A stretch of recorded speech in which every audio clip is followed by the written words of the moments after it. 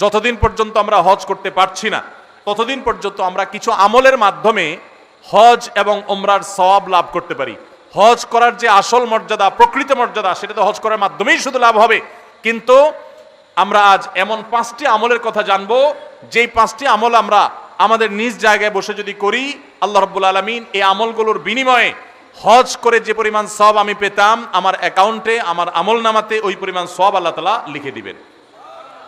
তাহলে যারা হজ করতে পারছি না তারা হজ করার জন্য তো চেষ্টা করবই, তার পাশাপাশি এই আমলগুলো যদি করি, আমরা আশা করব আল্লাহর কাছে যে আল্লাহ তাআলা হাজী সাহেবদের হজের মাধ্যমে যে সওয়াব লাভ করেন, আল্লাহ তাআলা আমাকেও মাহরুম করবেন না, আমাকেও তাদের মতো সওয়াব দান করবেন।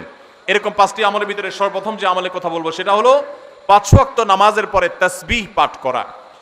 সহিহ ইবনে হিব্বানের একটা হাদিস বর্ণিত হয়েছে, নবী করিম সাল্লাল্লাহু আলাইহি সাল্লামের কাছে এসে একবার দরিদ্র সাহাবীরা, গরিব এবং অভাবী সাহাবীরা অনুযোগ করলেন